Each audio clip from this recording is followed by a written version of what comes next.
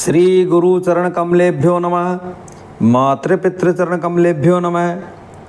मित्रों नमस्कार, मैं डॉक्टर नरोत्तम शर्मा आपके अपने YouTube channel doctor Narottam Sharma में आपका हार्दिक स्वागत करता हूं। मित्रों, आज हम स्टडी करेंगे बेस्ट फ्लावर रेमेडीज़ के अंतर्गत 7वें नंबर की जो रेमेडी है चेस्टनट बड। चेस्टनट बड का हम आज स्टडी करेंगे। यदि हम इसका लैटिन नाम देखें तो एस्कुलस हिप्पोकैस्टेनम इसका नाम होता है। तो मित्रों, होम्योपैथी में भी एस्कुलस हिप्पोकैस्टेनम नाम से दवा आती है।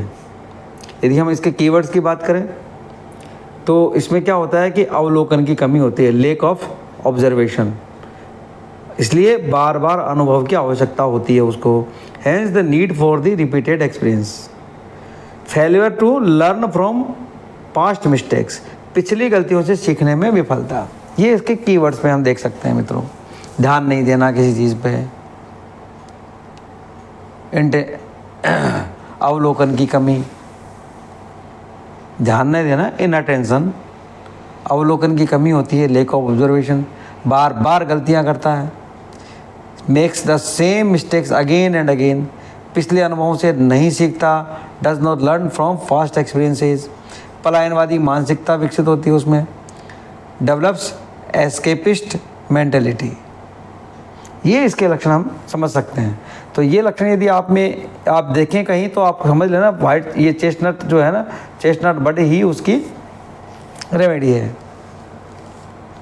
नकारात्मक चेस्टनट बड प्रकार का व्यक्ति मूर्ख नहीं होता है और न ही उसका IQ कम होता है, लेकिन वह बार बार वही गलतियां करता है जो करता है। हो सकता है कि उसने अतीत में अपने कर्मचारियों के काम की निगरानी न करके बहुत बड़ा नुकसान उठाया हो, लेकिन यह अनुभव उसे उसी कर्मचारी पर फिर से भरोसा करने और अधिक नुकसान उठाने से नहीं रोकेगा। हो सकता है कि उसके दोस्त ने उसे किसी ऐसे व्यक्ति को नियुक्त करने के खिलाफ चेतावनी दी हो जिसे उसकी बेईमानी के कारण प्रतिद्वंदी कंपनी ने बर्खास्त कर दिया हो, लेकिन वह अच्छी सलाह को नज़रअंदाज कर देगा और उसी व्यक्ति को अपने अच्छे व्यावसायिक संबंधों के लिए नियुक्त करेगा और बाद में उसे परेशानी उठानी पड़ेगी। एक नकारात्मक चेस्टनट बड प्रकार का व्यक्ति अपने पिछले अनुभव या अन्य व्यक्तियों के अनुभव से सीखने में बहुत धीमा हो सकता है। कि कोई विद्यार्थी ध्यान न देने के कारण अपना लेसन न सीख पाए, यानी जब किताब उसकी गोद में खुली पड़ी थी तब उसका ध्यान कहीं और था, या जब शिक्षक ब्लैक बोर्ड पर लिख रहा था तब वह यंत्रवत रूप से उसे देखता रहा था, या किसी सहपाठी की कॉपी से कुछ नोट्स कॉपी कर रहा था बिना उस विषय को समझे जिससे वह कॉपी कर रहा था। यह ध्यान न देने, इनअटेंशन का मामला है। अब एक और देखते हैं। वह अपनी कार में अपने दोस्त के घर गया, स्थान देखा, गली की नंबर प्लेट देखी और घर पर लगी नंबर प्लेट देखी। अगली बार जब उसे रिक्शा वाला घर ले गया तो उसे फिर से वही सब देखना पड़ा। जब वह खुद उसी घर में जाना चाहता था तो वह उन सभी चिन्हों को भूल गया जिससे वह समझ सकता था। वह याद नहीं कर पाया कि नंबर प्लेट का आकार क्या था, उसका रंग क्या था, वह गली के प्रवेश द्वार के दाईं थी या बाईं तरफ दीवार पे लगी थी या नहीं लगी थी। यह अवलोकन की कमी यानी लेक ऑफ ऑब्जर्वेशन का मामला है। जब कोई व्यक्ति अपनी आंखें खुली होने पर भी नहीं देख पाता या जो देखता है उसके प्रति उदासीन रहता है, जब किसी व्यक्ति को कोई निर्देश दिया जाता है तो वह उसी जल्दी में हो सकता है, या उसकी आदत हो सकती है कि वह जल्दबाजी में निर्देश प्राप्त करता है और फिर निर्देशों का पालन करने में विफल हो जाता है। और यह विफलता चाहे अवलोकन की कमी के कारण हो या असावधानी के कारण या जल्दबाजी के कारण, परिणाम वही रहता है जिसमें बार बार अनुभव यानी पूछने की आवश्यकता पड़ती है। बार बार अनुभव की आवश्यकता, समझ गए आप? तो नकारात्मक स्थिति में चेस्टनट बड प्रकार के लोग अपने पिछले अनुभवों को भूल जाते हैं, उससे कोई सबक नहीं लेते, और इससे भी बदतर यह है कि उनमें पलायनवादी मानसिकता विकसित हो जाती है। होमवर्क करने से बचने के लिए बच्चा पेट दर्द का बहाना बनाता है, ये पलायनवादी मानसिकता। हालांकि उसे इस अवस्था में आइसक्रीम खाने में कोई दिक्कत नहीं होती। बोल रहा है पेट में दर्द है स्कूल नहीं जाऊंगा, फिर आइसक्रीम तो आइसक्रीम खा लेगा, तब उसके पेट दर्द नहीं होता, उसको कोई दिक्कत नहीं होती। टाइपिस्ट ऑफिस के पत्रों को टाइप करने से बचने के लिए टाइपराइटर या कंप्यूटर को, आजकल तो कंप्यूटर ही है, कंप्यूटर को किसी तरह खराब बना देता है। और ऑफिस क्लर्क काम से बचने के लिए कोई फाइल गलत जगह रख देता है। ये एस्केपिंग पलायनवादी मानसिकता की बात कर रहा हूँ मैं, काम से बचने के लिए। अपनी असावधानी और अवलोकन की कमी के कारण चेस्टनट बर्ड प्रकार के लोग सड़क दुर्घटनाओं के शिकार होते हैं। आप रोज़मर्रा की ज़िंदगी में आसानी से चेस्टनट प्रकार के लोगों को पहचान सकते हैं, जो हमेशा इस खास तरह की गेंद पर आउट होते हैं। खेल के मैदान में जो हर्डल रेस होती है, बाधा दौड़ होती है, उसमें हमेशा बाधा के एक विशेष भाग से टकराने वाले, बाधा दौड़ करने वाले लोगों के कुछ उदाहरण इतिहास में हैं।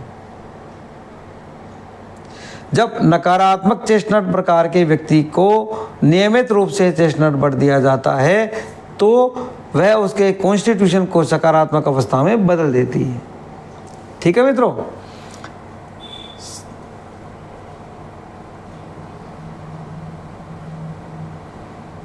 सकारात्मक चेस्टनट बर्ड प्रकार अवस्था होती है, उसमें व्यक्ति अपने आसपास के सभी घटनाओं को ध्यान में से दोहराता है। ये पॉजिटिव की बात कर रहा हूँ मैं। अपने आसपास के विभिन्न अनुभवों और व्यक्तिगत अनुभवों और दूसरों के अनुभवों को आत्मसात करता है जिन तक उनकी पहुँच है। इस प्रकार प्राप्त ज्ञान और बुद्धि उसे भविष्य में इसी तरह की समस्याओं का समाधान खोजने के लिए तैयार गणनाकर्ता के रूप में कार्य करती है।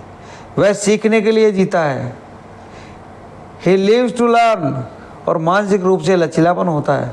डॉक्टर बैच के शब्दों को, यह दवा हमें अपने दैनिक अनुभवों का पूरा लाभ उठाने और खुद को और अपनी गलतियों को दूसरों की तरह देखने में मदद करती है। नकारात्मक चेस्टनट प्रकार के जो लक्षण हैं उनको हम इस प्रकार से संक्षिप्त में कह सकते हैं कि व्यक्ति कोई भी चीज़ सीखने में बहुत धीमा होता है, जैसे साइकिल चलाना, कोई नई भाषा, कोई बाइक चलाना, कोई नई कला या शिल्प आदि, और वह उसे सीखना भी बंद कर सकता है। वह बार बार वही गलतियां करता है जो उससे पहले भी हो चुकी हैं। वह पिछले अनुभव से कभी नहीं सीखता। वह असावधान होता है, इनअटेंटिव होता है और अपने आसपास की चीज़ों को बारीकी से नहीं देखता। वह अपने पिछले अनुभवों को भूल जाता है, उनसे कोई सबक नहीं सीखता, खासतौर से अप्रिय अनुभवों को। वह पलायनवादी मानसिकता विकसित करता है और काम को टालने के लिए कोई न कोई बहाना ढूंढता है।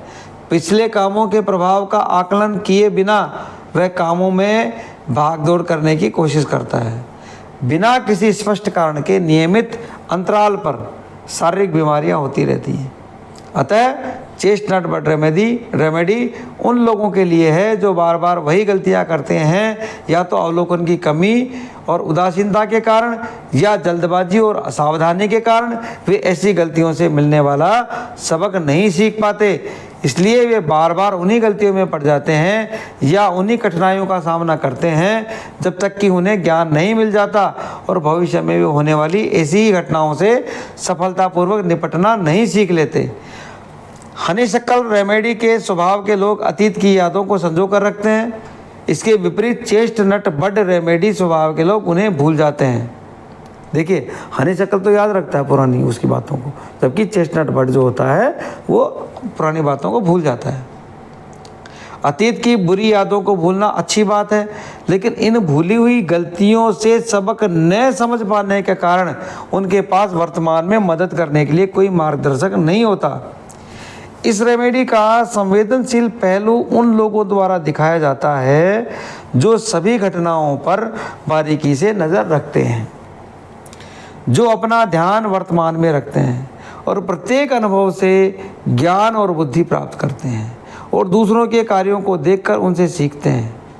यह दवा हमें अपने दैनिक अनुभवों का पूरा लाभ उठाने में मदद करती है और खुद को, अपनी गलतियों को दूसरों की तरह देखने में मदद करती है। तो मित्रों, 2-4 केस देख लेते हैं। केस पहला, हरि सिंह पढ़ाई में काफ़ी कमज़ोर था उसको कुछ याद नहीं रहता था, वह बार बार वही गलती करता। जैसे सड़क पर चलते हुए कई बार दुर्घटना का शिकार हुआ, क्योंकि वह बेध्यान यानी लापरवाह होकर चलता था। इसी तरह से खेल के मैदान में भी चोट खा लेता था। इम्तिहान में वह पास नहीं होता था। उसके स्वभाव को बदलने के लिए चेस्टनट बट 3 महीने तक लगातार दी गई, जिसके फलस्वरूप वह स्कूल के इम्तिहान में अच्छे नंबर लेकर पास हुआ, उत्तीर्ण हुआ। एक केस और ले लेते हैं। 12 वर्षीय हर्ष को तैराकी सीखने के लिए स्विमिंग पूल में ले जाया गया। प्रशिक्षक के आने के पहले ही वह अचानक आवेग में जोश में आकर टैंक में कूद गया। प्रशिक्षक ने उसे डूबने से बचा लिया, लेकिन बाद में उसे तैराकी नहीं सिखाई जा सकी। स्कूल में वह लापरवाह था, बार बार वही स्पेलिंग की गलतियां करता था और कई बार पढ़ाई से बचने के लिए किसी न किसी बहाने से शाम की ट्यूशन क्लास छोड़ देता था। पहला तिमाही की परीक्षा में उसे 50 में से 6 अंक मिले। उसे चेरी प्लम रेमेडी उसके आवेगी यानी जोशीले स्वभाव के लिए और चेस्टनट बड का मिश्रण दिया गया, क्योंकि वह धीरे धीरे सीखता है और पलायनवादी मानसिकता रखता है। इस मिश्रण को नियमित रूप से दिन में 3 बार लेने के बाद 2 महीने बाद वह पूरी तरह बदल गया। उसकी अगली तिमाही की परीक्षा में 50 में से 24 अंक मिले। अब उसे उसकी इच्छा के विरुद्ध पढ़ाई के लिए प्रेरित करना जरूरी नहीं था, अपितु वह पहले से अपने पढ़ाई में रुचि लेने लगा था।